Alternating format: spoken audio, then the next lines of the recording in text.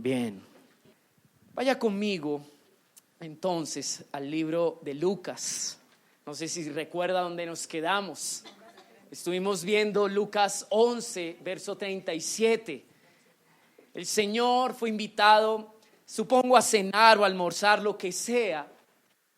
Pero un fariseo abrió la puerta de su casa, sirvió la mesa para recibir al Señor. Vimos que fue una cena o un almuerzo un poco difícil, ¿se acuerda usted? Jesús, en medio de lo que pudo haber sido la intención de la invitación, desnuda el corazón de los fariseos. Podríamos decir que a Jesús le gusta confrontar o quizás avergonzar la condición o la intención de muchos que se acercan a Él. Pero yo quiero solamente que usted se enfoque en lo siguiente. Jesús usó ese momento para enseñarle algo a sus discípulos. Desnudó el corazón de los fariseos para sembrar algo en el corazón de sus discípulos. Amén. Creo que el Señor aceptó la invitación porque en el fondo, en su soberanía o en su discernimiento, Él sabía lo que quería enseñarle a los discípulos. Amén. Es más, yo creo que usó la condición de los fariseos como un espejo para confrontar algunas áreas de los suyos. Y me da mucha alegría ver la intención, el deseo del Señor formar a los suyos. En eso yo recibo que Dios quiere enseñarnos a nosotros también. Amén. Quiero introducir este mensaje con algunas cosas que esta mañana el Señor me hablaba y me dijo: dile a la casa que tenga presente lo que le voy a decir. Mi interés no es solamente que usted lo anote en su cuaderno, yo quiero que lo grabe en su corazón. Amén.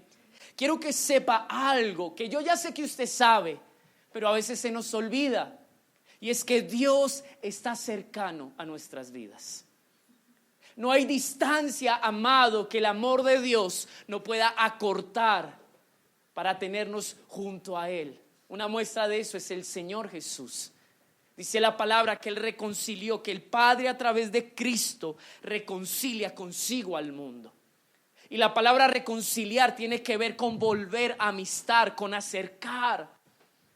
Y dígale al que está a su lado: si tú piensas, mi amado, mi amada, que Dios está lejos, Dios no está lejos. Dios está cerca a tu vida. Es de lo que Dios me dijo que le dijeran esta mañana.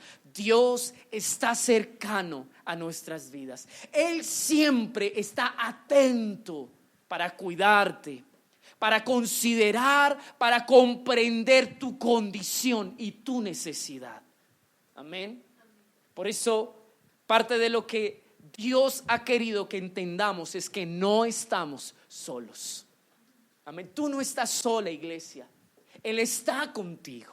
Amén. Él tiene en cuenta, y es algo que el Señor me ministraba, Él tiene en cuenta si tú estás cansado.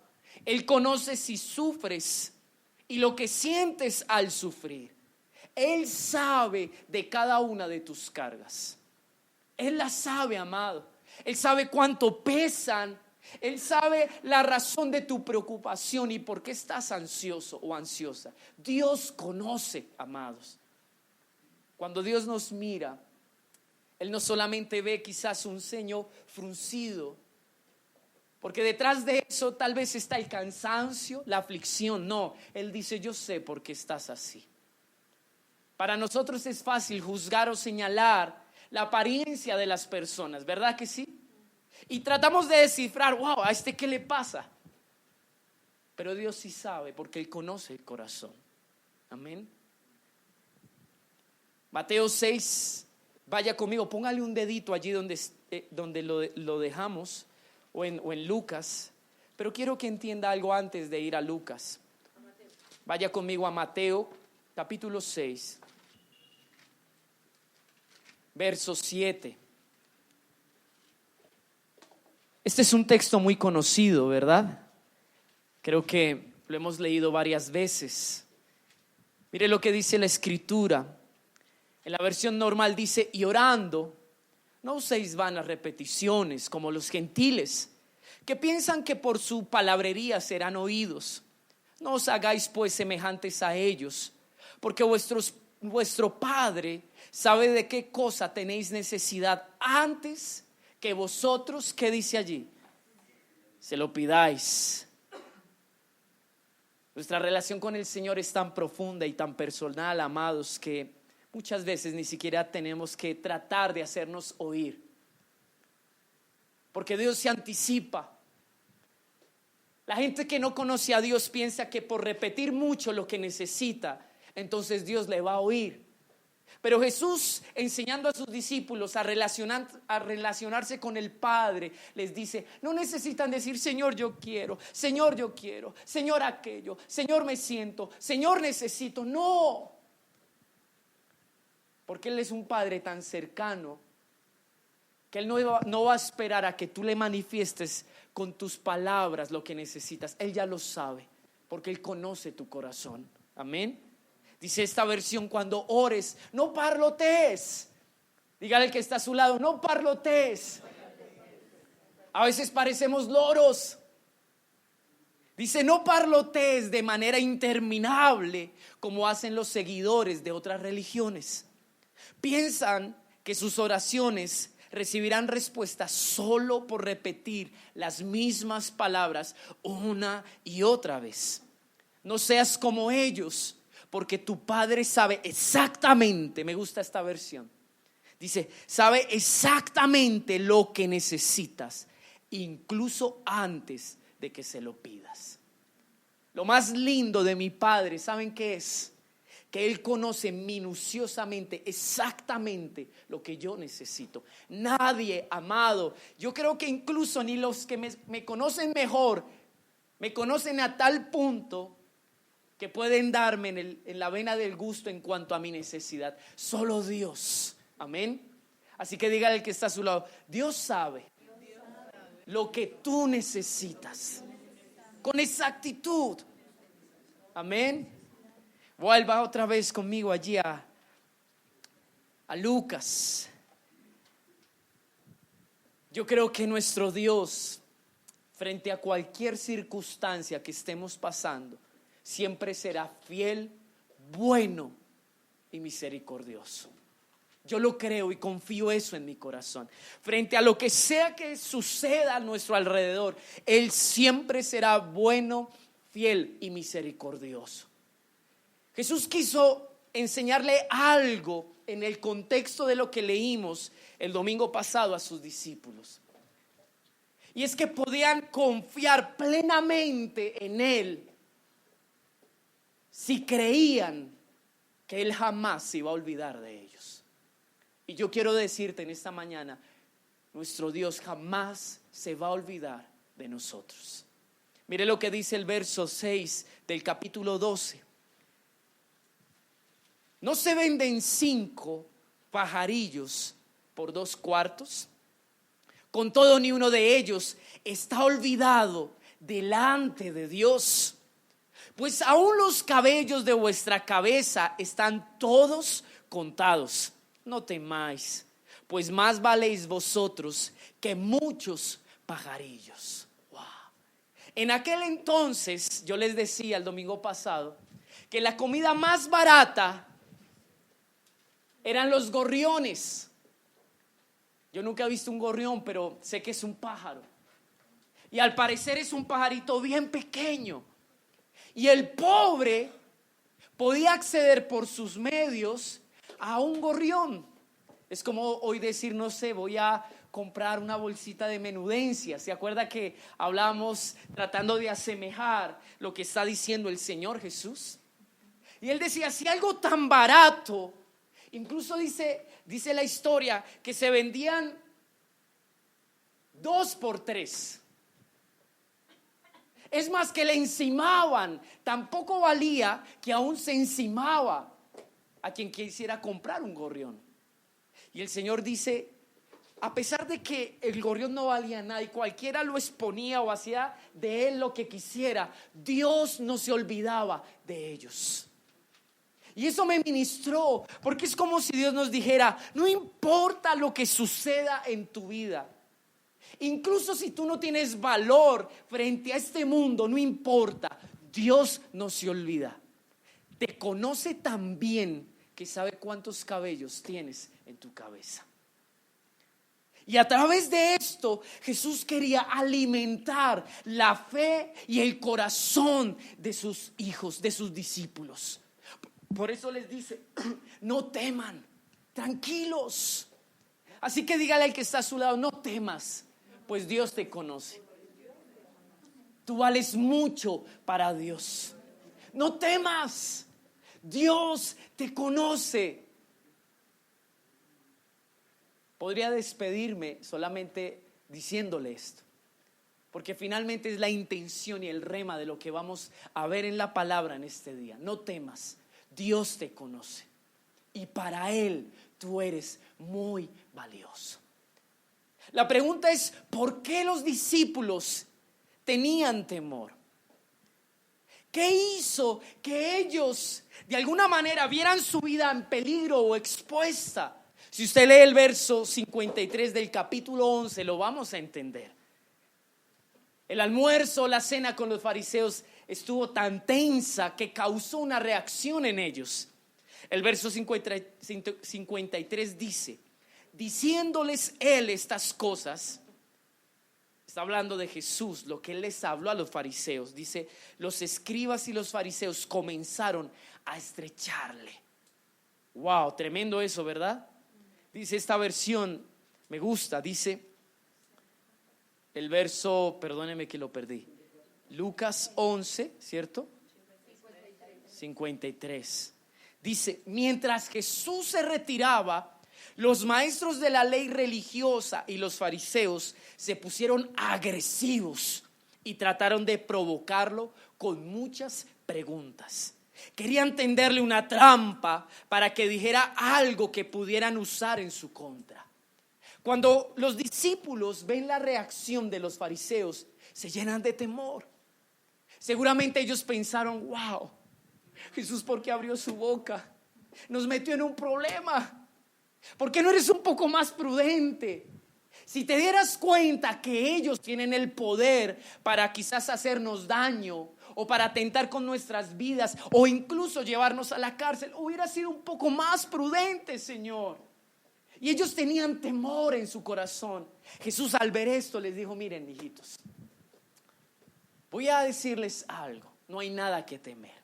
Si usted lee el verso en el capítulo, en el verso 12, capítulo 12, perdón, verso 4, dice, mas os digo, amigos míos, no temáis a los que matan el cuerpo y después nada más pueden hacer, pero os enseñaré a quién debéis temer. Temed a aquel que después de haber quitado la vida tiene poder de echar en el infierno. Sí, os digo, a este temed. Y solamente estoy recordando, Jesús les dice, miren, su vida está en las manos del Señor. Él determina cuándo nacen, incluso cuándo tienen que presentarse delante de Él. Si van a tener miedo de algo, tengan miedo de que llegue el día donde Dios los llame a cuenta si ustedes no estén listos. Esas son las cosas que realmente deben de tener prioridad en nuestras vidas. Amén. Y me impacta la forma en la que Jesús les habla, porque cuando yo pienso en el temor, amado, pienso que es algo que usualmente está presente en nuestras vidas. Yo creo que todos tenemos diferentes clases de temor, o de pronto más bien temor a diferentes cosas. Hay algunos de nosotros que tememos al futuro, y más cuando uno ve la realidad de este mundo. Uno dice, wow, yo no sé si tener hijos. No sé si usted ha hablado cosas como esas. Porque viendo el mundo como está, yo digo, prefiero mejor no tener hijos, para que no sufran. Es más, uno ve las circunstancias económicas y uno dice, Dios mío, ¿qué pasará de mí mañana? En 2 semanas. Y más cuando estamos en tiempos, amado, mire, llevo 2 semanas escuchando todas las personas diciendo, wow, la situación está dura, el trabajo está escaso, casi nadie compra. Pero amados, Jesús nos dice, no temas, yo tengo cuidado de ti. Para mí tú vales mucho y te conozco tanto que sé lo que necesitas. No temas. incluso frente a tus hijos. Yo soy el padre de ellos. Ese fue el temor de David. No sé si usted lo ha leído alguna vez. David se está muriendo, o sabe que está pronto a entregar su vida al Señor, y Dios le promete y le dice: yo seré padre para tu hijo. ¿Cuál era la preocupación o el temor de David? Que él conocía a su hijo, un muchacho inmaduro, y Dios le dijo: tranquilo, yo voy a ser padre para él. Así que Jesús quería decirle a sus discípulos: no teman. La palabra temor es muy linda, amado, porque nos va a hablar de una manera muy directa y al corazón. Si usted tiene temor, usted se va a dar cuenta qué es lo que representa el temor y cuánto daño puede hacerle a su vida y a su fe. Amén. Es lo que vamos a aprender en esta mañana. El temor nos hace daño a nuestra vida y a nuestra fe. Amén. Y mire lo que dice la palabra temor. Me impacta, viene de un griego que es temblar. ¿Alguna vez usted ha temblado por temor? Yo me acuerdo de algo, y lo voy a decir para que usted esté más atento y se despierte y se conecte. Cuando yo le pedí la mano a mi esposa frente a su familia, del puro miedo me temblaban las piernas. Nadie se dio cuenta, solo lo sabe mi esposa. Se lo estoy confesando a mi suegra.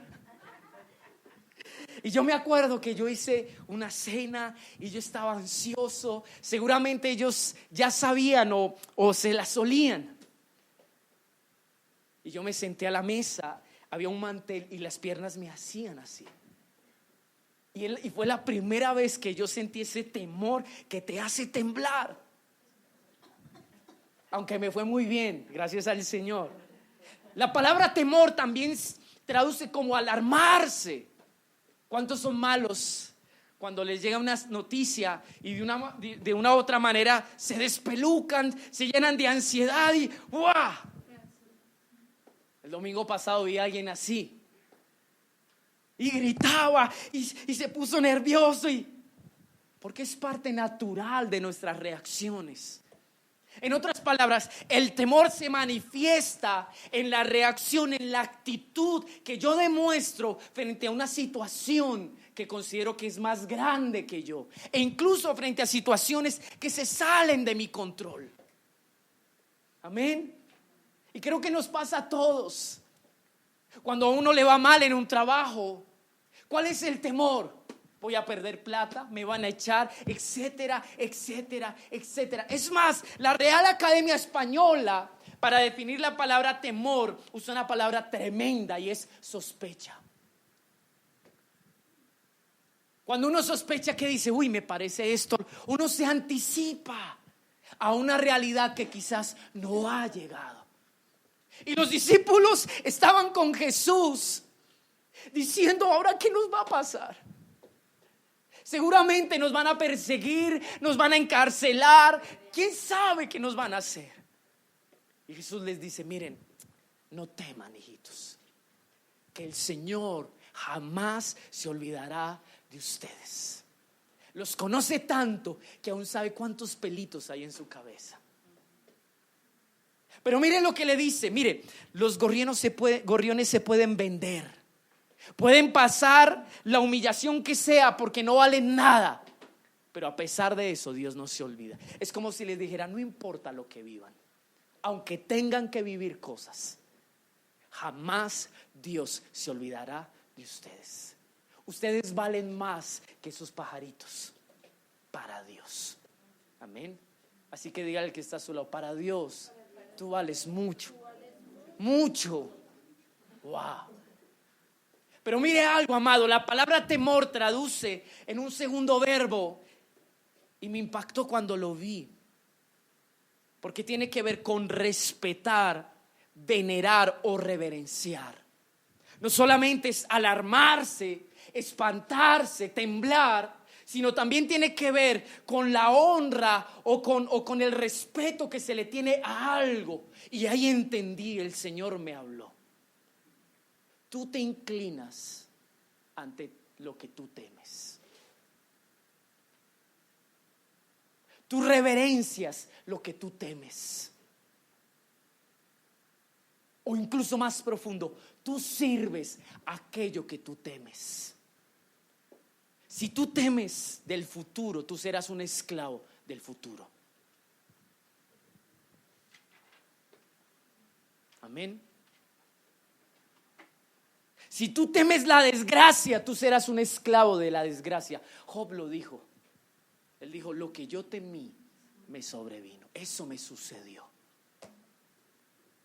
Y esto muestra que muchas veces nosotros hemos sido esclavos de nuestros temores. Me voy a quedar solo, voy a fracasar, se me va a pasar el tiempo. Tantas cosas que rondan nuestra mente, que hoy nos esclavizan, amados. Que medio nos enfermamos y uno lo primero que piensa que es, eso es cáncer.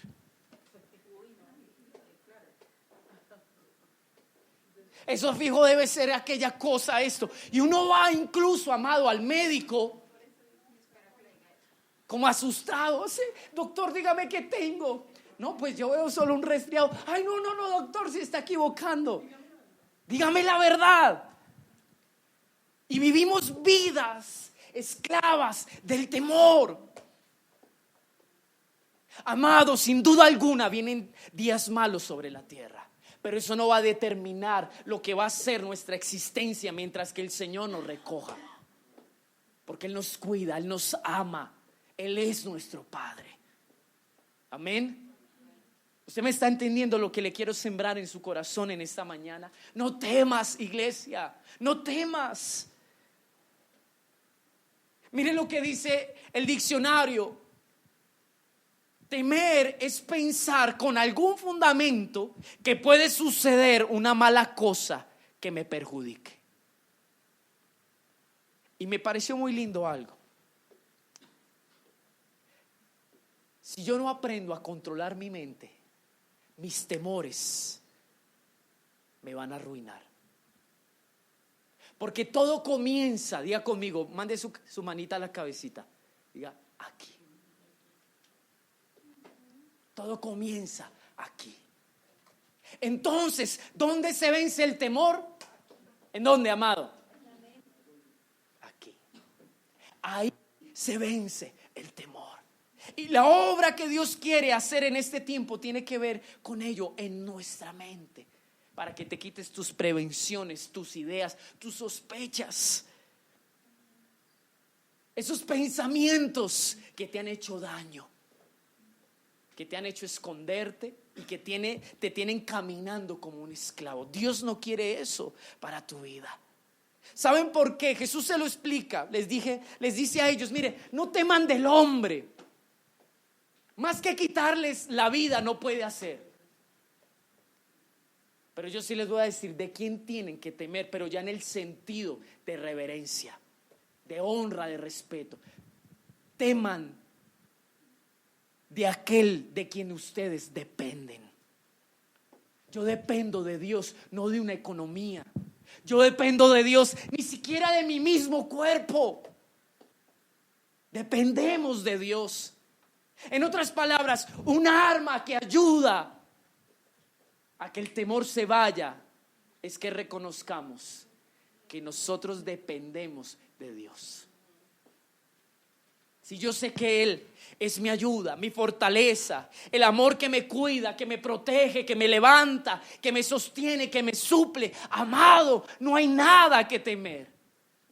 Amén. No hay nada que temer. Y vamos a ver esto muy claramente en esta mañana. Mire lo que dice entonces, lo que viene después de lo que Jesús quiere hacerles entender. Verso 8. Entonces mire. Dice, os digo que todo aquel que me confesare delante de los hombres, también el Hijo del Hombre le confesará delante de Dios. Ok, si dice delante de los ángeles de Dios, bien. Verso 9 dice, mas el que me negare delante de los hombres, será negado delante de los ángeles de Dios. Wow, qué increíble. Jesús les está hablando de la confianza. Jesús les dice, no teman. Jesús les dice: el Padre no se olvidará de ustedes. Él los ama y los conoce tanto que Él no los va a dejar ahí a la deriva. Y les dice: no importa las circunstancias, enfréntelas, pero sin temor. E incluso dice: no sea que una circunstancia haga, si tú temes, si hay temor en tu corazón, no sea que una circunstancia, que algo que tú vayas a vivir, te haga negar el nombre de Dios. Porque si tú lo niegas frente al hombre o a las circunstancias, si tú dejas de ser cristiano, si tú te niegas a vivir para agradar a Dios, para entregar tu corazón a Él en medio de unas circunstancias que quizás por temor tú dices: uy, no, yo no quiero sufrir eso. Dice la palabra: entonces delante de los ángeles vendrá un día que yo diré: yo no te conozco, yo no sé quién eres tú. Amén. Mire lo que dice la versión Nueva Traducción Viviente en ese verso, en el 8. Dice: les digo la verdad, a todo el que me reconozca en público aquí en la tierra, el Hijo del Hombre también lo reconocerá en la presencia de los ángeles de Dios. Pero el que me niegue aquí en la tierra será negado delante de los ángeles de Dios.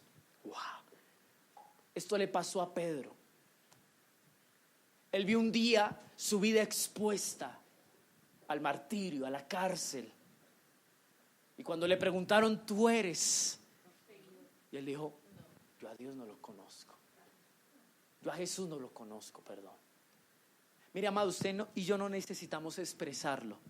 Nuestra vida misma da testimonio si conocemos o no conocemos a Dios. Hay momentos frente a ciertas circunstancias donde nosotros actuamos y la gente nos ve y dice: ¿acaso él no me decía que creía en Dios? ¿Que confiaba en Dios? ¿Dónde está tu confianza? Hay momentos en los cuales nuestras reacciones muestran, amados, que ni dependemos de Dios, ni confiamos en que Él nos suple, nos sostiene, nos levanta. Pero ¿saben por qué? Porque debemos sufrir pérdida. El ser humano no quiere sufrir pérdida, amados. Cuando usted quiere defender lo suyo, usted lo defiende a capa y espada, ¿o no? Dígame si no es cierto, ¿verdad? Por eso Jesús habla de la hipocresía de los fariseos. ¿Se acuerda que en la hipocresía dice: ustedes tienen su corazón llenos de rapacidad? ¿Se acuerdan que vimos eso? ¿Se acuerdan que qué es rapacidad? Cuando un animal quiere devorar y coger su comida. Así el ser humano defiende lo suyo. Mire, amado, nadie quiere perder un trabajo. Dígame si no es verdad. Nadie quiere que llegue un nuevo año y le digan: mire, sabe que este año vamos a hacer un ajuste en el salario, menos 100,000 pesos. ¿Usted qué hace? Usted hace su pancarta, hace un sindicato y empieza a protestar allá en la puerta de su empresa, porque nadie quiere perder. Y Jesús le dice a sus discípulos: miren, amados, es necesario la pérdida, es necesario soltar. Muchas veces no vamos a ganar, pero si eso es causa de no negar al Señor, como diciendo: mira, Señor, a pesar de como todo esté, yo sigo confiando en ti. No me importa, Señor, lo que haya que perder, yo confío en ti. Esa es la mejor manera de decir: Cristo vive y Él es real en mi vida. Amén. La fe muchas veces se pone a prueba en el a pesar de. Yo creo a pesar de. Yo confío a pesar de. Yo descanso a pesar de. Porque yo conozco aquel quien me conoce, y ese es mi Señor. Amén. Aquí usa una palabra muy linda y es confesar. Si analizamos lo que es confesar, tiene que ver con declarar o usar nuestra boca, ¿verdad? ¿Cierto que sí? Dice: aquel que me confesare. Casi que quiere decir que aquel que con su boca exprese, sin pena, sin vergüenza, Es más, el sentido de la palabra tiene que ver aquel que lo diga con tanta convicción que la gente quien lo ve dice, oiga, sí, este sí que cree en el Señor. Mira, a veces me ha pasado a mí, no sé si a usted, de pronto solo a mí. Yo he estado en situaciones difíciles y alguien me pregunta, ¿cómo estás? Y digo, ahí, el Señor me está guardando. Y nomás en nuestra forma de expresarnos, la gente dice, ¿es verdad? Yo tengo un Dios grande. No sé qué va a pasar, me da miedo, pero yo tengo un Dios grande. La palabra confesar tiene que ver con fe. Amén. ¿Amén o no amén? Amén. ¿Está aquí conmigo? Amén. Pero mire algo, la palabra confesar traduce en su primera traducción como lealtad. Quiere decir que frente a cualquier circunstancia, lo primero que Jesús espera de sus discípulos, ¿qué es? Lealtad. Lo que Pedro y los otros no pudieron hacer. Ser leales. Es más, hay una raíz que me gusta y es asentir. ¿Usted sabe lo que es asentir? Bueno, yo sé que algunos saben, pero para los que no saben, la palabra sentir significa mostrarse conforme con una opinión. Es lo mismo que usted hace cuando yo predico. Yo me doy cuenta que usted asiente y dice, estoy de acuerdo. ¿Por qué? Porque muchos mueven que su cabeza, tiene razón, pastor. Eso es asentir. En otras palabras, dice, cuando estés en circunstancias aún de pérdida, aún donde tu vida se expone, yo quiero que tú asientas lo que yo te he dicho.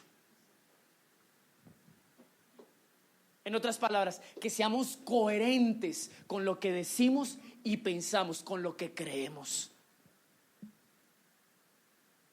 Y viene una última palabra que es la que quiero estudiar en esta mañana. La palabra confesar viene de una raíz que es profesar. No es profesor, sino profesar. Y este es un tiempo donde uno escucha cosas como estas, ¿no? Yo creo en Dios, pero no profeso fe.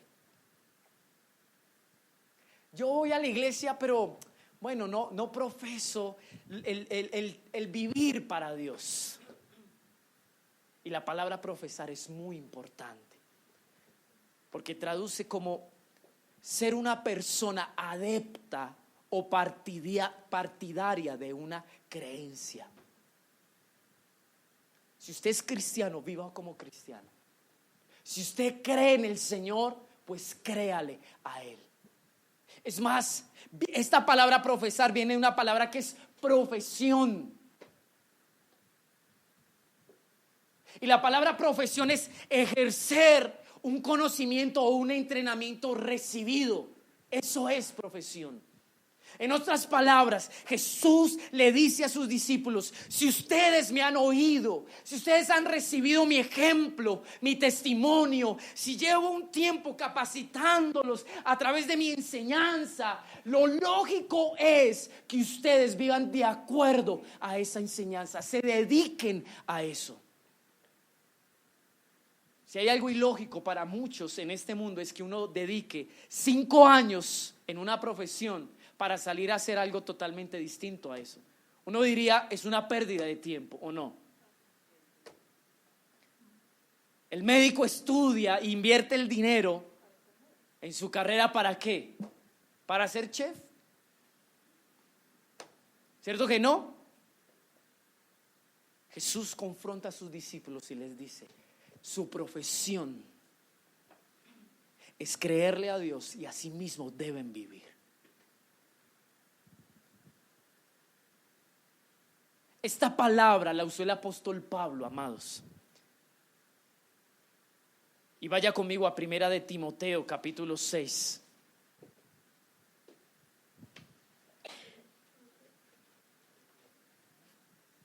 Primera de Timoteo, capítulo 6.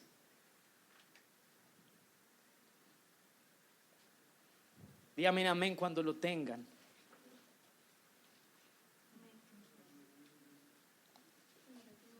verso 13. Timoteo 6, verso 13. Pablo le habla a su hijo espiritual, a Timoteo, y le dice: te mando delante de Dios. Mire que no era una sugerencia, ¿qué era? Una orden. Dice que da vida a todas las cosas, y de Jesucristo, que dio testimonio de la buena profesión delante de Poncio Pilato. Dice que guardes el mandamiento sin mácula, sin reprensión, hasta la aparición de nuestro Señor Jesucristo. Él le dice: Timoteo, hijito, sé obediente hasta que el Señor vuelva. Pero te voy a poner un ejemplo de cómo tú tienes que dedicarte a cada palabra que Dios te ha hablado, perseverar en ella. Te voy a poner el ejemplo, dice, de Cristo. Y mire la palabra que usa, dice, y de Jesucristo, que dio testimonio de la buena profesión delante de Poncio Pilato. Entendemos por profesión, por lealtad, fidelidad, dedicación, esfuerzo, ser coherente a lo que se piensa y a lo que se habla. Y habla de un momento tremendo en el cual la fe de Jesús se probó. Cuando Jesús fue llevado ante Poncio Pilato, y qué bueno este ejemplo porque de alguna manera se asocia con la semana que vamos a vivir, y seguramente usted lo va a ver en las películas, lo va a escuchar en la iglesia. Entonces, cuando vea la película, acuérdese de esta palabra, no de mí, sino de esta palabra. Amén. Dice que Jesús, frente a Poncio Pilato, él defendió su profesión, ejerció su profesión, mostró su lealtad. Y si usted recuerda cuál fue esa circunstancia, fue una circunstancia muy difícil. La palabra dice que llevaron ante Poncio Pilato a Jesús.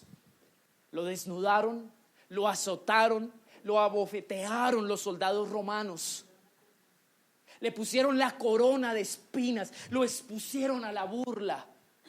Todos los judíos gritaban diciendo: crucifíquenle, crucifíquenle. Querían su muerte. Era el momento de mayor dolor, de mayor decepción de Jesús. Pero ¿qué hizo Jesús frente a esa situación? Fue leal a su llamamiento, a lo que Dios le había hablado. Pablo le dice a Timoteo: así tienes tú que actuar y vivir en tu fe. Cuando Poncio Pilato ve a Jesús, él ve un hombre inocente. No sé si usted ha leído eso. La más grande contradicción y duda de Poncio Pilato es que expone a Jesús frente a los judíos y les dice: yo no hallo en este un delito. Ustedes me quieren ensuciar las manos queriendo que yo ejecute a este hombre, pero es que no sé por qué lo acusan. Y la gente dijo: mira, te vamos a decir algo, Poncio. Nuestra ley dice que todo aquel que se autoproclame rey y no sea rey, o sea, en cuanto al rey de los judíos o el Mesías que se prometía, pues tenían que matarlo. Entonces Poncio afanado le dice: bueno, venga, ¿cómo así? ¿Usted es el rey de los judíos? Y él le dice: Poncio, tú lo has dicho. Y el corazón de este hombre se puso nervioso. Él dijo: yo voy a resultar ejecutando al rey de reyes, al Dios de dioses. Entonces mire lo que dice Pilato. Dice: tú no sabes que yo tengo el poder para poder soltarte o dejarte aquí. En otras palabras, te doy la oportunidad de que me digas algo, y si eso me convence, mira, hijito, tranquilo, váyase de aquí. Y Jesús le responde de una manera sorprendente. Le dice: mire, Poncio, usted ignora que la autoridad que usted tiene ni siquiera depende de usted mismo. En otras palabras, no me diga que usted conmigo hace lo que usted quiere. Usted está ahí porque Dios lo puso. En otras palabras, quien me tiene aquí, no usted. Y le voy a decir algo incluso más fuerte: Él es el que no me quiere soltar. Soy preso es de Él y no de los hombres. Y Jesús muere crucificado, pero resucita al tercer día. Pero en ello nos enseñó algo. Jesús hubiera podido defenderse. Dígame si no hubiera tenido un argumento o las palabras elocuentes o de alguna manera se hubiera podido revelar. Es más, ahí hay una versión que dice que Poncio le dice: hazme una señal, un milagro, yo me convenzo y chao el amigo. Pero Jesús no hizo nada. ¿Sabe qué me muestra eso, amados? Que él tenía claridad en su profesión. Miren, a veces nosotros estamos en una situación difícil y lo primero que recurrimos: Señor, haz un milagro y sácame de esta. Dígame si no es verdad. Toca a quien tengas que tocar, Señor. Convence a quien tengas que convencer. Déjame golpear la puerta que toque golpear y déjame hablar. Yo me defiendo, Señor, porque yo soy un hijo del reino, me merezco estar aquí. Pero ¿cuántas veces nosotros podríamos decir: Señor, hágase tu voluntad? Yo cedo, yo pierdo, no importa cuánto pierda, si es por causa de permanecer fiel en lo que tú has determinado para mi vida. Y Timoteo, Pablo le dice a Timoteo: mira, hijito, mira, vuélvalo a leer conmigo, verso 12, ¿en dónde? El 13. Te mando delante de Dios, que da vida a todas las cosas, y de Jesucristo, que dio testimonio de la buena profesión delante de Pilato, que guardes el mandamiento sin mácula, sin reprensión, hasta la aparición de nuestro Señor Jesucristo. Persevera, no importa lo que tengas que enfrentar. A pesar de, sé leal, no temas, Timoteo. Eso era lo que Jesús quiso decirle allá a sus discípulos. Usó la misma palabra. La palabra confesar es la misma palabra profesión. Es la misma, amados. Significa lo mismo.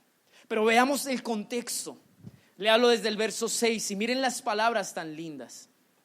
Wow, mire, amado, usted va a salir hoy bendecido de la casa. Amén. Para sus vacaciones de Semana Santa. Amén, va a irse lleno en el Espíritu. Amén. Me decía alguien estos días, alguien que no conoce al Señor, que es increíble cómo hoy en día para nosotros una Semana Santa es más una oportunidad para descansar y irnos de juerga que realmente para tener un recogimiento. Me lo dijo, ¿sabe quién? Un costeño. Y yo dije, ¿cómo así? Dice: si hoy en día usted ve allá donde yo vivo en la región, solamente son conciertos, fiestas, etc. Se perdió el valor y el sentido real de lo que pudiera haber sido esta semana. Anoche casi toda la noche estaban en parranda vallenata allí en el parque, al lado de la iglesia. Pero más que juzgar, eso muestra realmente el orden de prioridad y el lugar donde Dios está en nuestras vidas. Mire lo que dice aquí, verso 6. Voy a leerlo en la Nueva Traducción Viviente. Vamos a entender las palabras que Pablo le dice a Timoteo, para entender por qué le dice mantente leal, mantente en tu profesión, que es creerle a Dios, es obedecerle a Dios. Mire el verso 6, dice: pero la verdadera sumisión a Dios es una gran riqueza en sí misma, cuando uno está contento con lo que tiene. Wow. Léalo, alguien que lo lea en la versión normal. Léalo mientras que me ubico aquí en algo que quiero decir. ¿Qué dice allí? Y claro está que la religión es una fuente de gran riqueza, pero solo para el que se contenta con lo que tiene. Wow. Tremendo. ¿Hay otra versión? ¿Hay otra versión?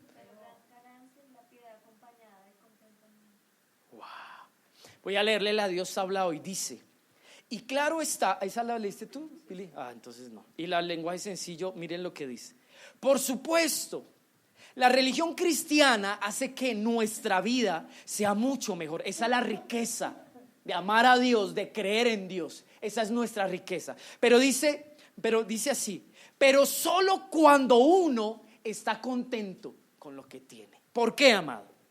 Porque muchas veces hemos dicho cosas como estas: fracasamos para el mundo y en las cosas del mundo, y evaluamos nuestra vida espiritual y decimos, bueno, Señor, ¿de qué me sirve que yo me haya mantenido creyéndote, amándote, si mira el resultado?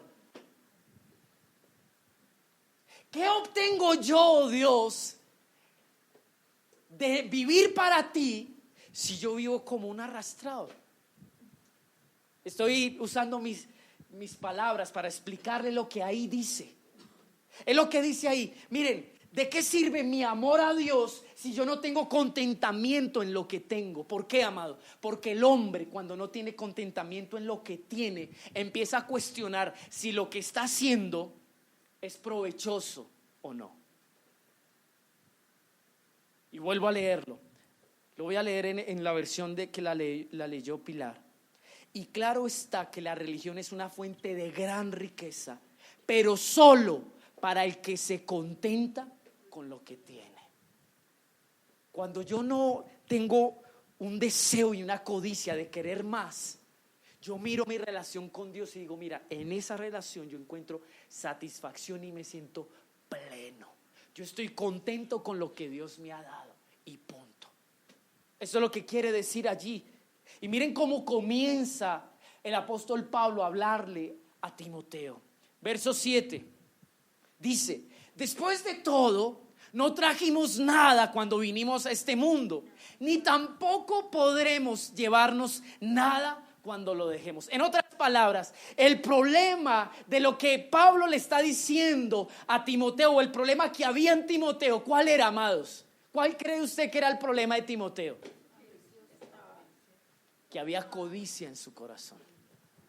Se lo está diciendo un pastor y a un ministro, a un hijo espiritual. Y le dice, casi que yo entiendo, Timoteo, para ti ser pastor, servirle a Dios, amar a Dios, obedecer a Dios, me estoy dando cuenta que es algo que no tiene importancia, no te llena. Tú estás insatisfecho en lo que tienes, quieres más y has menospreciado quizás lo que Dios sí te ha dado, lo que eres en Dios. Por eso le dice, después de todo, mire, ¿usted cómo nace, amado? Mi madre dice, con una mano adelante y la otra atrás, tapándose la vergüenza o tapándose por vergüenza. Así nos vamos, amados. Nada de lo que usted y yo podamos tratar de lograr y esforzarnos en este mundo lo podremos llevar al cielo. Nada, amado. Usted puede decirme, mire, usted vaya a mi casa, abra mi closet y verá las mejores marcas. Usted podrá decirme, compré el carro del modelo del año. Amado, usted en carro no va al cielo. Usted puede decirme, pastor, es que no sé, yo tengo muchas posesiones, un buen sueldo, un buen ahorro. Amado, su ahorro o se lo roban los bancos o lo disfrutan otros.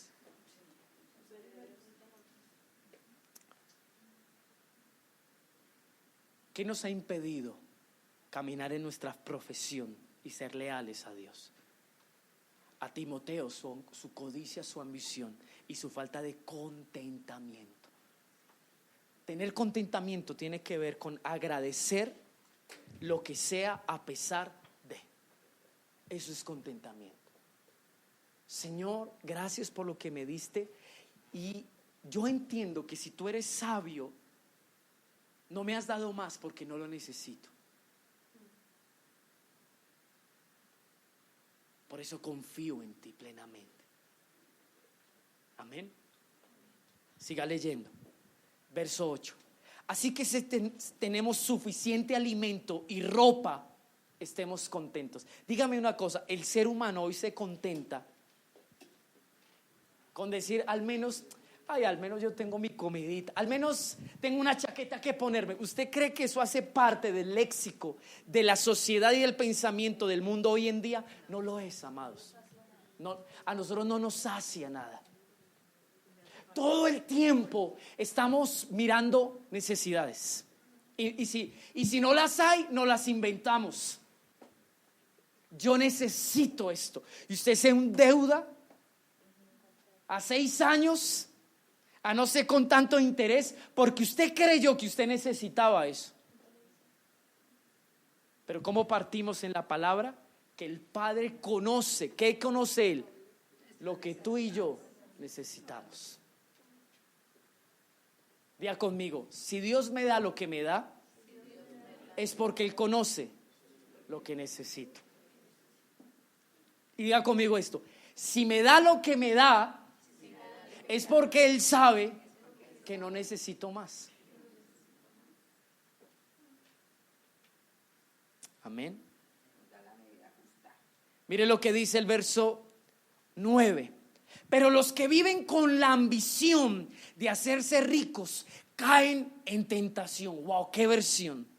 Dice, y quedan atrapados por muchos deseos necios y dañinos que los hunden en la ruina y la destrucción. Decía un pastor esta semana, me gustó mucho y me quedó en el corazón. El problema no es tener dinero, amados. Eso no es un problema. El problema es querer tener dinero. Ese sí es el problema. El problema no es tenerlo. El problema es querer tenerlo. Y uno podría decir, pero ¿qué tiene de malo? Si Dios conoce mi corazón, es como los sueños de todo el que se quiere ganar la lotería. El día que yo me la gane, yo lo primero que hago es montar una fundación, le doy casa a toda mi familia, visto a los huérfanos. Amado, mire, en las estadísticas,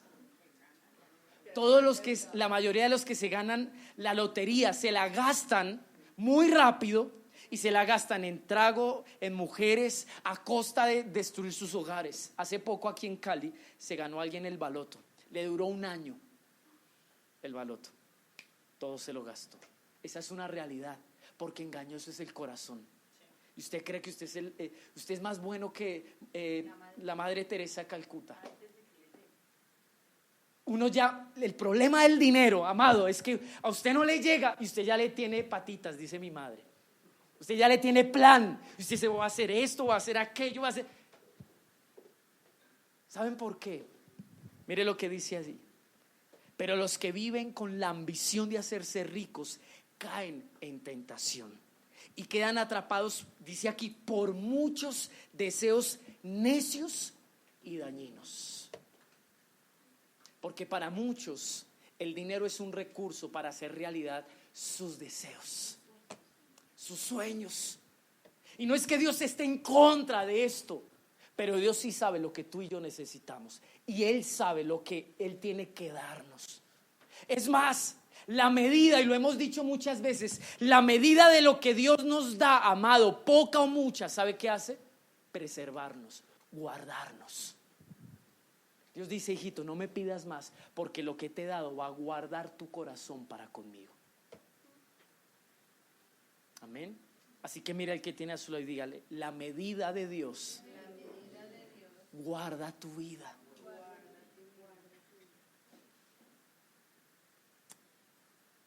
Me encanta lo que dice el verso 9, porque dice, pero los que viven con la ambición de hacerse ricos caen en tentación. Mire lo que dice el verso aquí 9 en la normal, porque los que quieren enriquecerse caen en tentación.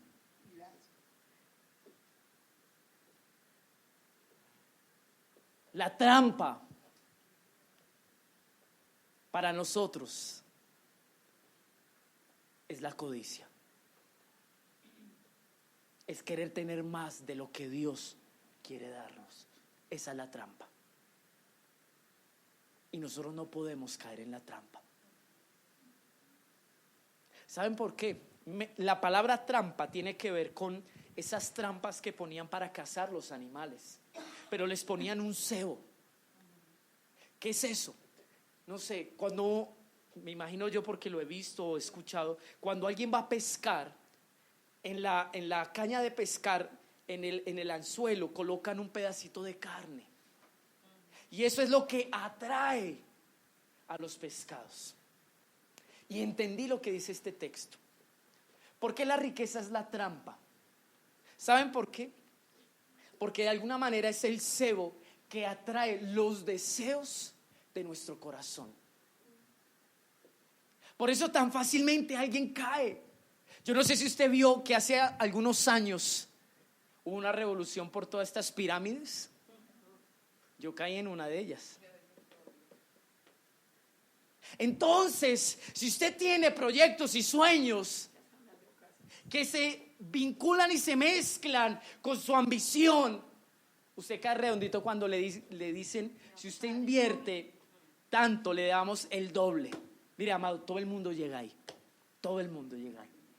Porque es lo que la gente quiere oír. Por eso el evangelio de la prosperidad es un evangelio que gusta mucho. Porque es fácil que a usted le digan: si usted le da a Dios tanto, va a recibir el doble. Entonces la gente...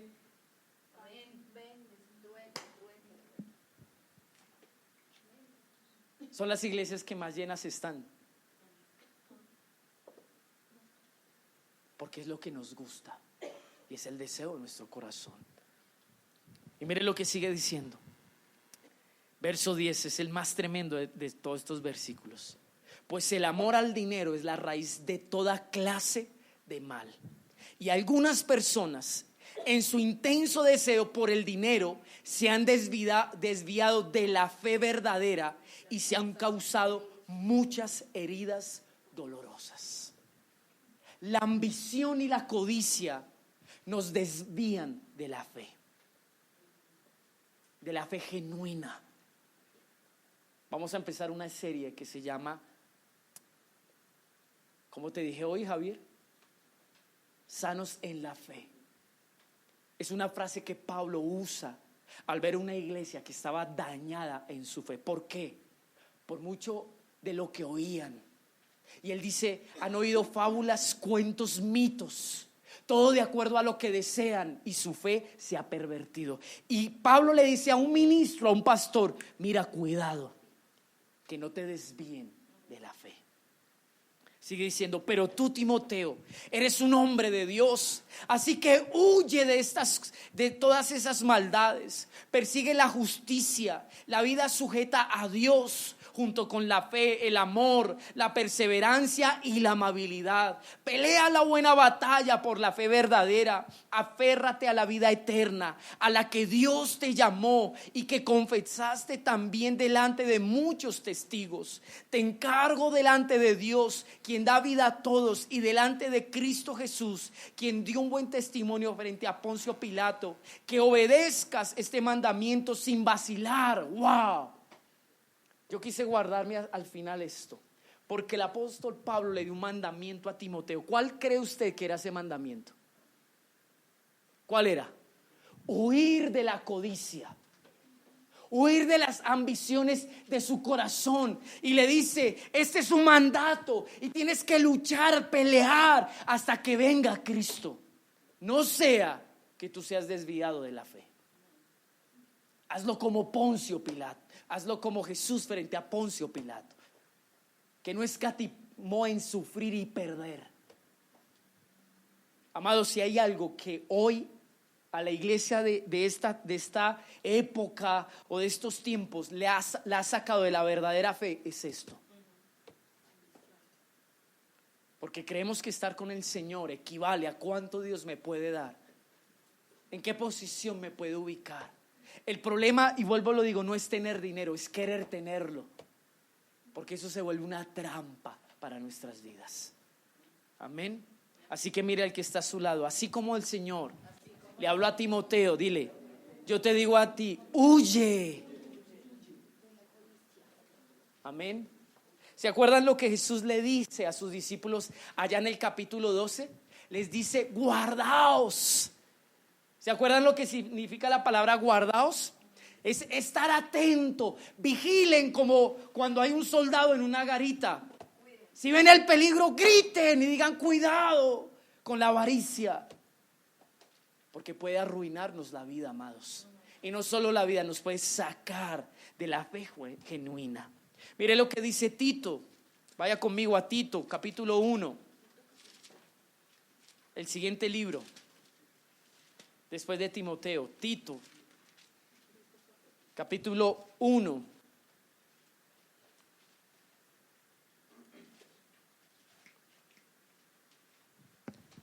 Mire lo que dice Tito, capítulo 1, Ya le digo qué texto vamos a leer.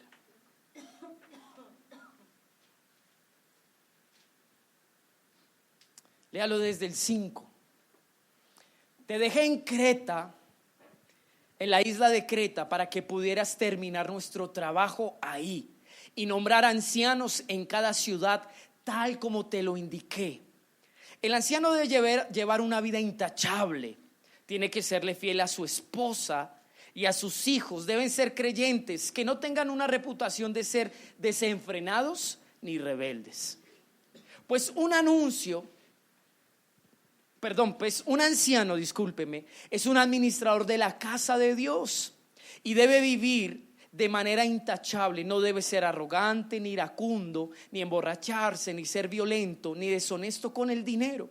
Al contrario, debe recibir huéspedes en su casa con agrado y amar lo que es bueno. Debe vivir sabiamente y ser justo. Tiene que llevar una vida de devoción y disciplina. Debe tener una fuerte creencia en el mensaje fiel que se le enseñó. Entonces podrá animar a otros con la sana enseñanza y demostrar a los que se oponen en que están equivocados. Pues hay muchos rebeldes que participan en conversaciones inútiles y engañan a otros. Me refiero especialmente a los que insisten en que es necesario circuncidarse para ser salvo. Pero mire el 11. Hay que callarlos, porque con su falsa enseñanza alejan a las familias enteras de la verdad y solo lo hacen por dinero. Dice, incluso uno de sus propios hombres, un profeta de Creta, dijo acerca de ellos: todos los cretenses son mentirosos, animales crueles, glotones y perezosos. Es la verdad. Así que repréndelos con severidad para fortalecerlos en la fe. Tienen que dejar de prestar atención a mitos judíos y a los mandatos de aquellos que se han apartado de la verdad. Todo es puro para los de corazón puro. En cambio, para los corruptos e incrédulos nada es puro, porque tienen la mente y la conciencia corrompidas. Tales personas afirman que conocen a Dios, pero lo niegan con su manera de vivir. Son detestables y desobedientes. No sirven para hacer nada bueno. Wow. El apóstol Pablo estaba preocupado por la iglesia en Creta. Imagínense la descripción que hace un mismo ciudadano de la isla de Creta. ¿Cómo eran? Mentirosos, animales, glotones. Imagínense esa iglesia, amado. Yo no quisiera tener una iglesia así. ¿Saben cuál era el problema? Que así como en los días del Señor Jesús, cuando el fariseísmo se levantó, una vida piadosa se levanta porque de alguna manera está con sus ojos puestos en qué beneficio podía lograr. Eso es lo que en sí habla el problema de allí. Por eso cuando dice que hay mitos y fábulas, el apóstol Pablo está haciendo referencia a un tipo de mensaje que le promete a la gente: bueno, si usted va a la iglesia, ese es el resultado que tiene. No tiene que ver con un fruto en cuanto al corazón, en cuanto a agradar más a Dios, sino como quizás hoy en día se ofrece el evangelio. Mire, amado, le conviene seguir al Señor, los beneficios son estos en cuanto a su vida material, en cuanto a su vida física. Y el apóstol Pablo dijo: wow, qué iglesia tan mala. Mentirosos, animales, glotones y perezosos. Solo quiero referirme a las dos últimas palabras o características: glotón y perezoso. Cuando yo pienso en alguien glotón, ¿a quién me estoy haciendo referencia? Levanten la mano los que somos glotones.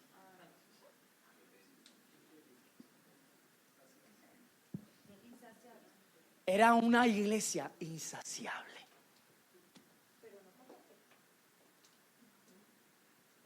Entonces el apóstol Pablo dijo: cuidado con eso. Ten cuidado. Y quiero que usted mire el verso, no sé si es el 16, el 13. Este testimonio es verdadero, por tanto, repréndelos duramente, dice, para que sean sanos. La fe de esa iglesia se dañó por la codicia, por la ambición, por querer vivir una doble vida, tratando de ser piadoso hacia el Señor, pero eso no era parte de la realidad, de su intimidad, de lo que ellos podían vivir a diario en su vida cotidiana. Y mucho de lo que hacían para Dios estaba motivado en una intención incorrecta. Entonces Pablo dijo, la fe de ellos está enferma. Y Pablo dijo, repréndelos para que su fe sea sanada. Entonces quiero terminar con lo siguiente. Vuelva a Lucas.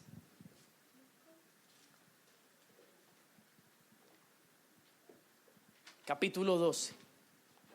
Sí. Verso 13.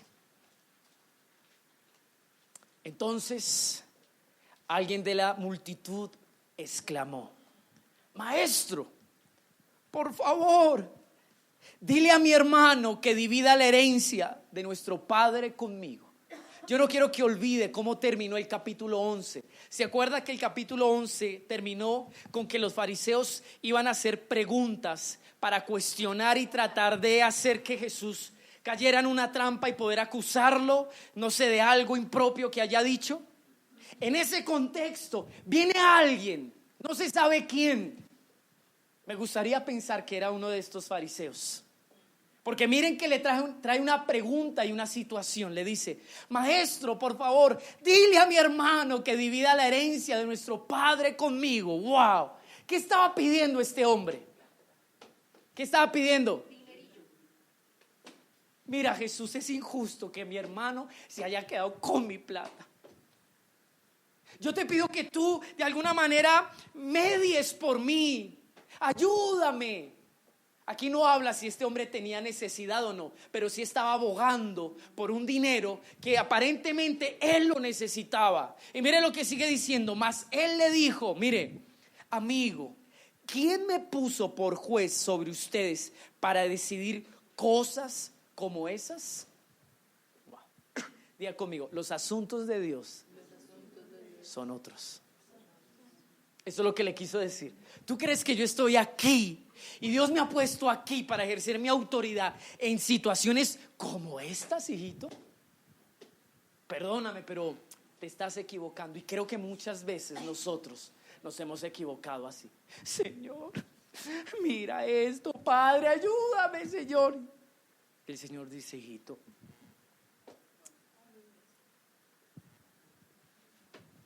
yo solo quiero seguir leyendo. Entonces mire que le responde a este hombre. Inmediatamente se refiere a sus discípulos. Y mire lo que les dice. Y luego dijo, tengan cuidado con toda clase de avaricia. La vida no se mide por cuanto tienen. Wow. Jesús estaba haciendo referencia a ese hombre que se acercó y le dice, ayúdame con mi hermano para que me devuelva mi plata. Y él se voltea a sus discípulos y les dice, miren, este es un vivo ejemplo de lo que es la avaricia. Porque este hombre piensa que él vale por lo que tiene. Y usted y yo no podemos medirnos así, amados. Usted y yo no valemos por lo que tengamos de este mundo, no. Ni el dinero, ni el sueldo, ni nada, amados. Somos lo que somos. ¿Sabe por qué? Porque mírelo, si usted se remite a lo que dijo el Señor Jesús atrasito, aunque los gorriones no valen nada para el mundo, ¿para quién sí valen? En otras palabras, mire, amado, aunque usted y yo seamos pobres en cuanto al estándar de riqueza de este mundo, para Dios usted y yo somos muy valiosos. Siga leyendo conmigo. Luego les contó una historia, verso 16. Un hombre rico tenía un campo fértil que producía buenas cosechas. Yo creo que muchos de nosotros quisiéramos tener campos así, ¿no? Entonces pensó, ya sé, tiraré abajo mis graneros y construiré unos más grandes. Así tendré lugar suficiente para almacenar todo mi trigo y mis otros bienes. ¿Cuál era la preocupación de ese hombre frente a la riqueza y todo el resultado que le daba su cultivo? ¿Cuál era? Que necesitaba un lugar para guardar lo que él consideraba su tesoro. De ahí se inventaron las cajas fuertes y los bancos. Porque no sé si usted se ha dado cuenta que el hombre tiene una tendencia a proteger lo que considera valioso. ¿O no? Todo el tiempo. Siga leyendo conmigo. ¿En dónde me quedé? Verso ¿qué? 17. Se dijo a sí mismo: ¿qué debo hacer? No tengo lugar para almacenar mis cosas. Entonces pensó: ya sé, tiraré abajo mis graneros y construiré unos más grandes. Así tendré lugar suficiente para almacenar todo mi trigo y mis otros bienes. Luego me pondré cómodo y me diré a mí mismo: amigo mío, tienes almacenado para muchos años. ¿Qué dice allí? Relájate, come, bebe y diviértete. ¿Cuál es la motivación de la decisión de este hombre? Su comodidad. Y así son las decisiones muchas veces de nosotros. Si tú tienes como meta tu comodidad, si tú tienes como meta tu satisfacción, así mismo será cada una de las decisiones que tú tomes en la vida. Este hombre quería más, no solo por tener más. ¿Cuál era su meta? Dice ahí: relajarse, comer, beber y divertirse. Yo les conté hace un tiempo el testimonio de un amigo de nuestro pastor. Su sueño era tener 15,000 millones de pesos. Era dueño de una empresa muy próspera aquí en Bogotá. Era accionista de Home Century. A sus 50 y tantos años hizo esa suma. Había construido una casa en Villavicencio para decir: cuando yo tenga los 15,000 millones de pesos voy allá, me retiro y descanso. Se retiró y a los 15 días le dio un infarto. Y sus 15,000 millones de pesos, ¿saben qué? Se repartió entre sus muchos hijos, sus muchas esposas, y más bien dejó un conflicto. Jesús, cuando ve este tipo de pensamiento, dice el verso 20: pero Dios les dijo: necio, vas a morir esta misma noche. ¿Y quién quedará con todo aquello por lo que has trabajado? Así es el que almacena riquezas terrenales, pero no es rico en su relación con Dios. Es un necio. Léalo en su versión, porque este es el final de nuestra predicación e incluso el título que le hemos dado todos estos 4 domingos. ¿Qué dice en su versión? Necio, esta misma noche perderás la vida y lo que tienes guardado. ¿Para quién será?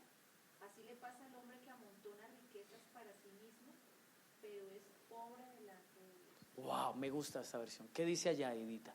Así es el que almacena riquezas terrenales, pero no es rico en su relación con Dios, es un necio.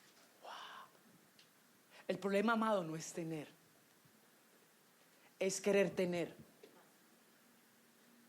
Porque cuando uno quiere tener, uno no se sacia con nada. Uno es glotón, uno es insaciable.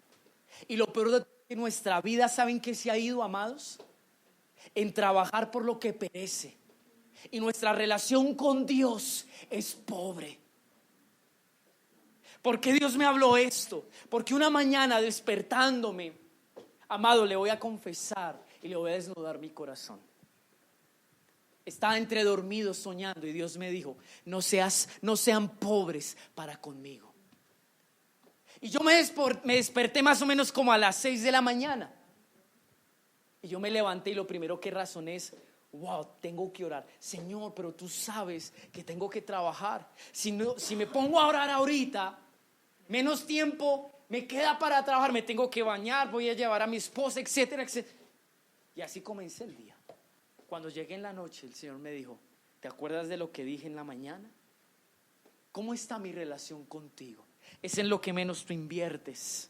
Es en lo que, por lo que menos te esfuerzas, por lo que menos trabajas. Todo esto para decirle a los discípulos: ustedes están pobres en cuanto a su relación con Dios. ¿Por qué? Por la codicia de sus corazones, por la ambición de sus corazones, porque han dedicado su vida a lo que perece. Amado, nadie tiene la vida comprada, nadie. Mira, amado, no hay nada más triste, o no habría nada más triste que usted haberse preparado toda una vida para lograr tener un muy buen puesto y antes de llegar a Dios, Dios diga: venga para acá. Señor, todavía no, porque es que, mira, ya me iban a dar el ascenso. Dios dice: pero yo tengo algo mejor, es lo eterno. Hemos sido una casa pobre para con Dios. Y Jesús confronta a sus discípulos. Es más, en este contexto, si usted ve el verso 31, perdón, desde el 29. Vosotros pues no os preocupéis por lo que habéis de comer, ni por lo que habéis de beber, ni estéis en ansiosa inquietud, porque todas estas cosas buscan las gentes del mundo, pero vuestro Padre sabe que tenéis necesidad de estas cosas. Mire, vuelve y refuerza este concepto. Verso 31 dice: mas buscad el reino de Dios y todas estas cosas serán añadidas. Mire, hay una promesa: hijo, yo te voy a añadir. No te afanes, pero dale prioridad y enfócate en lo que realmente es un tesoro: el reino de Dios y su justicia. Pero hoy tengo que reconocer algo, iglesia, y es que nuestra fe está dañada.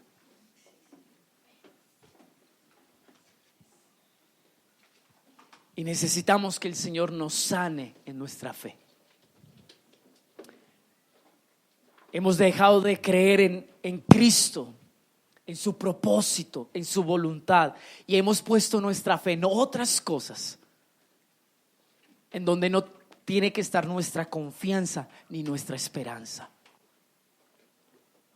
Hay una propaganda de un buen banco, de hecho es mi banco. Dice: pon tu fe en lo que tú más quieres. Porque el mundo nos ha enseñado a usar la fe en nuestros deseos, pero la fe de la Biblia no está puesta en los deseos, está puesta en Cristo. Está puesta en sus palabras y en su propósito. Es muy diferente. Así que cierre sus ojos y ore conmigo. Señor, aquí estamos delante de ti. Todo lo que nos hablaste para que pudiéramos ver y reconocer, yo personalmente lo hago, que en mi corazón hay ambición y hay codicia.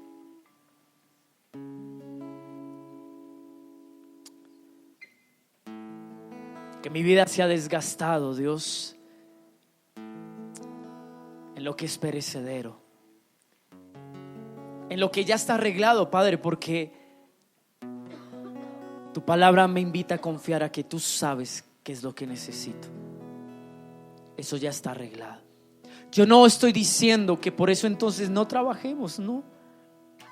No estoy diciendo entonces que no hay que estudiar o esforzarse, no.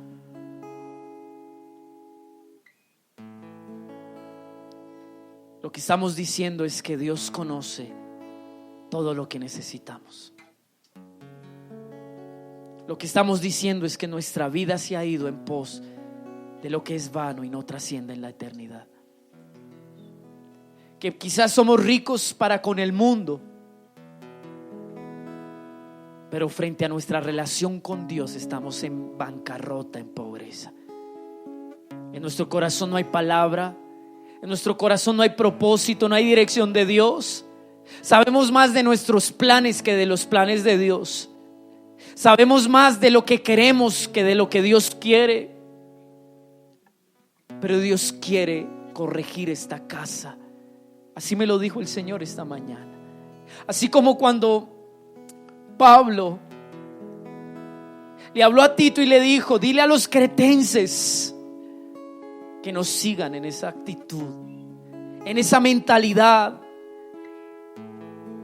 Corrige esto, sana la fe de esa iglesia. Señor, sana nuestra fe. No lo leí, pero en el capítulo 12 de Lucas, Jesús le dice a sus discípulos: hombres de poca fe. Y yo entendí algo, que aquello que te preocupa o aquello que te roba el tiempo o a lo que tú le das la prioridad, en eso tú muestras la medida de tu fe. Si tú te enfocas al reino, esa es la medida de tu fe. Si tu prioridad es el reino, la justicia de Dios, que Él gobierne tu vida, esa es la medida de tu fe.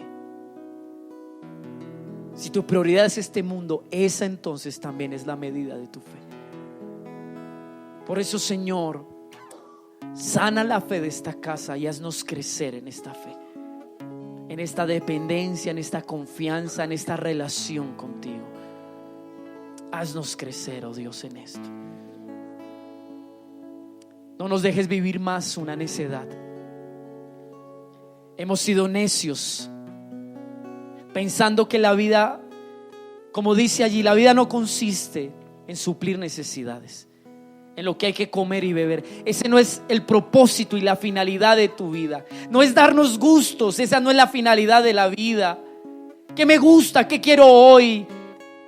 ¿Cuán seguro me siento? Esa no es la finalidad de la vida. No es la vida que Cristo nos vino a enseñar. Por eso Él exhorta a sus discípulos y les dice: no teman. Si pierden su vida en este mundo, es lo menos que pueden perder. Finalmente hay algo eterno que no se va a perder si ustedes entienden el valor de aquello. Por eso les dice: teman más bien al día en que se enfrenten delante del Señor y Él decida darles o no eternidad. Que eso sea nuestra prioridad y nuestra importancia. Como Pablo le dijo a Timoteo: mira, hijito, huye de la codicia, y mientras que viene Cristo, vive dedicado a Él. No te dejes extraviar de tu fe. Por eso ayúdanos, Señor, que todo lo que hemos expresado, que todo lo que he compartido, que todo lo que tú nos has ministrado al corazón en nuestra vida hoy, Señor, Padre, sea sembrado, crezca y dé un fruto. Que este sea una casa que busque el reino de Dios y su justicia. Que nos identifiquemos por eso, Dios. Que seamos una casa, oh Dios, que menospreciamos lo del mundo, aunque lo tengamos. Que tengamos contentamiento. Señor, desde que me despertaste esta mañana me dijiste: agradece, agradece, agradece, agradece. Porque a través del agradecimiento me estás mandando un mensaje: estoy satisfecho. No necesito más, estoy contento con lo que me diste. No puedo olvidar lo que dice esa versión. La vida piadosa realmente será una riqueza siempre y cuando yo sea una persona agradecida. Cuando no lo sea, voy a empezar a decir: ¿para qué vivir para Dios? Y no queremos vivir así, oh Dios. Ayuda a tu casa. Levanta tus manos. Voy a bendecirte en esta mañana. Bendigo tu casa. Bendigo tu casa. Yo te pido que toda bendición espiritual que está allí contigo, Señor, sobreabunde en tu casa. Danos el oro fino, Dios. Danos las vestiduras santas y unge nuestros ojos con colirio. Danos el reino, el tesoro eterno. Danos a Cristo. Queremos conocerle, tenerle, vivirle en nuestras vidas y entender que si lo tenemos a Él, lo tenemos todo. Quita la codicia y la ambición del corazón. Rindo yo mis deseos, mis sueños, mis anhelos,